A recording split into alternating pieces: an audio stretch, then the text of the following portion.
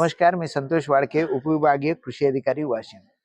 आणि आज मी सहभागी झालोय global conference on AI in agriculture and investor summit 2026 मध्ये. ही कालपासून ही इंटरनॅशनल समिट या ठिकाणी सुरू आहे आणि माझ्यासोबत आहेत माननीय भाग्यश्री फरांदे मॅडम, अधीक्षक कृषी अधिकारी सातारा. मॅडम, तुम्ही कालपासून या समिट मध्ये सहभागी आहात, तर काय तुम्हाला इन्साइट मिळाले, काय गोष्टी इथून तुम्ही घेऊन जातात? पहिली गोष्ट तर ऍग्रीकल्चर डिपार्टमेंट आता कात टाकू लागलेलं आहे असं वाटायला, म्हणजे अशी खात्री झालेली आहे की आपण नव्या जगासोबत, नव्या जगाच्या तंत्रज्ञानासोबत आपण कुठेतरी पुढे निघालेलो आहोत आणि विभाग त्याच्यासोबत जाऊ इच्छित, जागतिक स्पर्धेमध्ये उतरू इच्छित आणि आपल्या शेतकऱ्यांना त्या दृष्टीनं ऍडव्हान्स बनवू इच्छित. याची पूर्ण खात्री या कालपासूनच्या समिटमध्ये झालेली आहे. या समिटमध्ये एकतर जे प्रदर्शन होतं किंवा जे इन्व्हेस्टर्स आलेले होते त्यांच्याकडून समजलं की ऍग्रीकल्चर मध्ये कोणकोणत्या भागामध्ये, कोणकोणत्या सेक्टरमध्ये, म्हणजे मातीपासून फळांच्या काढणीपर्यंत, एक्सपोर्ट पर्यंत कुठल्या कुठल्या प्रकारामध्ये आपण AI चा वापर करू शकतो. सर्वात महत्वाची गोष्ट समिटमध्ये दोन गोष्टींना फोकस केलं गेलं. एक, महिला शेतकरी ज्यांच्यासाठी काहीतरी होईल अशी इच्छा, अधिकची शाश्वती दिसते आहे. आणि दुसरं आहे ते म्हणजे अत्यल्प भूधारक जो शेतकरी आहे, जे महाराष्ट्राचं वैशिष्ट्य आहे, अत्यल्प भूधारक शेतकरी. आणि मी ज्या जिल्ह्यातून आता येते, सातारा जिल्ह्यातून, जिथं मी अधीक्षक कृषी अधिकारी म्हणून काम करते, तर राज्यातले 2 नंबरचं अत्यल्प भूधारक शेतकरी हे तिथे आहे. सर्वात जास्त खातेदार संख्या तिथे आहे. तर त्यांना देखील या सर्व आधुनिक तंत्रज्ञानामध्ये कुठंतरी सामावून घेतलं जाणार आहे आणि त्यांच्या दृष्टीनं विचार केला जाणार आहे. त्यामुळे हे इन्साइट घेऊन जातो. म्हणजे आपण बघू शकतो की AI आपल्या प्रत्येकाच्या जीवनात आलाय आणि त्याचप्रमाणे हे ऍग्रीकल्चर क्षेत्र सुद्धा वेगळं राहू शकत नाहीये.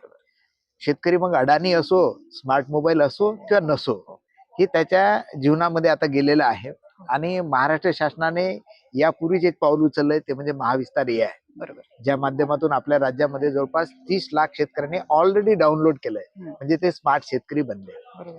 तर तुमच्या जिल्ह्यामध्ये सुद्धा खूप मोठ्या प्रमाणात या महाविस्तार याबद्दल काम झालेलं आहे. अनेक शेतकरी डाउनलोड मिळत आहेत. ऑलरेडी संपूर्ण महाराष्ट्र एक प्रगत जिल्हा म्हणून तुमच्या जिल्ह्याकडे बघतोय. म्हणजे जे काही नवीन गोष्टी होत आहेत आत्मसात करायच्या असो, तो सातारा जिल्हा करतोय. तर तुमच्या जिल्ह्यामध्ये शेतकऱ्यांना या महाविस्तार ॲपच्या माध्यमातून काय बदल होताना दिसतात शेतकऱ्यांना? महाविस्तार AI ऍप हे आपलं पहिलं पाऊल आहे AI च्या दृष्टीनं. चाचपणी करायला, शेतकऱ्यांना इंट्रोड्यूस करायला की आता आपण नव्या तंत्रज्ञान पद्धतीमध्ये एंटर करत आहोत. आणि त्याची एक सोपी गोष्ट म्हणजे महाविस्तार AI ऍप आहे. महाविस्तार AI ऍपच्या बाबतीत आता सर्वच आघाड्यांवरती, महिला असो, पुरुष असो, सर्वच आघाड्यांवरती शेतकरी त्या ऍपचा पूर्णतः वापर करताना दिसत आहेत. आणि त्या ऍपमध्ये मला विशेष कौतुक करायचं आहे की आमच्या ज्या कृषी सखी आहेत त्याच्यामध्ये सगळ्यात जास्त चांगलं काम करतात. त्याच पद्धतीनं आमचे स्वतःचे जे सगळे आपले कृषी विभागाची यंत्रणा आहे, ती यंत्रणा सुद्धा ह्या ऍपचा वापर करते आहे. मी स्वतः माझ्या घरामध्ये हे ऍप वापरायला शिकवलेलं आहे. अत्यंत साध्या सोप्या पद्धतीनं प्रश्नांची उत्तरं मिळणं, म्हणजे आणि चित्रांच्या माध्यमातून मिळणं, असं ऐकतोय की विदर्भ मागासलेला आहे आणि कोणते नवीन शिक्षण आलं की ते मागासल्यांसाठी राहतं. प्रगत लोकांना हे ऑलरेडी माहित असतं. म्हणजे आता महाविस्तार ऑलरेडी सातारा जिल्हा प्रगत आहे, मग महाविस्तारामध्ये शेतीमध्ये ज्या गोष्टी आहेत ते त्यांना फायद्याच्या आहेत, पुढे नेत आहेत का, कसं वाटतं? असं नसतं की सगळ्या गोष्टी मागासलेल्यांना आधी शिकवाव्यात. पुढारलेला जिल्हा सुद्धा कुठल्या नाही कुठल्या गोष्टीमध्ये मागासलेला असू शकतो. तर हो, महाविस्तार AI ऍप मध्ये अनेक गोष्टी अशा आहेत ज्या शेतकऱ्यांना त्याच्यामधून शिकता येतील. शेतकरी अजूनही शेतामध्ये कीड रोगांच्या फवारण्या जे करतो त्यासाठी कुणीतरी सांगितलेल्या गोष्टीवरती तो अवलंबून आहे.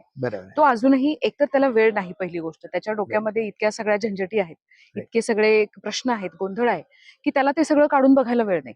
पण मोबाईल हाताशी असेल तर तो झाडाचा फोटो घेऊ शकतो आणि विचार करू शकतो की आपल्याला हे औषध मारायचं किंवा गरज नाहीये, ATL खाली गरज नाही त्या औषध मारण्याची.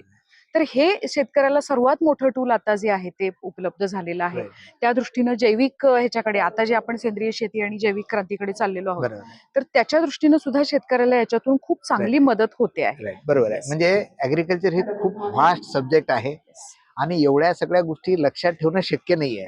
परंतु महाविस्तार ॲपच्या माध्यमातून ना फक्त अधिकाऱ्यांनाच तर शेतकऱ्यांना सुद्धा सगळ्या गोष्टी एका क्लिकवर उपलब्ध आहेत.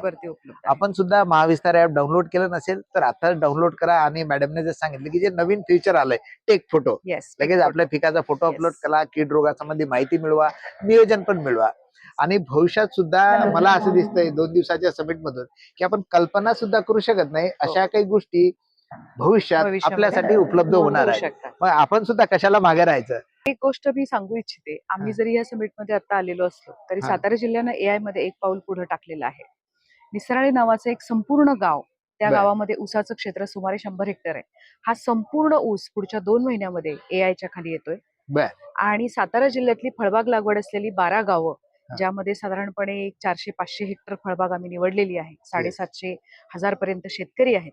Yes. ह्या फळबागा देखील DPCच्या माध्यमातून माननीय जिल्हाधिकाऱ्यांच्या मार्गदर्शनाखाली आपण AI खाली आणतो आहोत. म्हणजे पुढच्या 2 महिन्यामध्ये एक अतिशय चांगलं इनिशिएटिव्ह सातारा जिल्ह्यामध्ये पूर्ण राज्याला बघायला मिळेल. नक्कीच.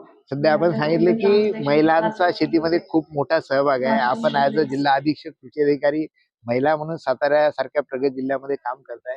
नक्कीच भविष्यातील चित्र जे आहे शेतीसाठी, शेतीमध्ये काम करणाऱ्या महिलांसाठी किंवा संपूर्ण महिलांसाठी आशादायी राहणार आहे. आणि हे आहे आता महिलांना मागे राहू देणार नाही. प्रत्येकाला प्रत्येक गोष्ट ऍक्सेस मिळून देत आहे. मॅडम आपले खूप खूप धन्यवाद. Thank you so much. आपण छान धन्यवाद. प्रकारे या ठिकाणी प्रतिक्रिया दिली. धन्यवाद. थँक्यू.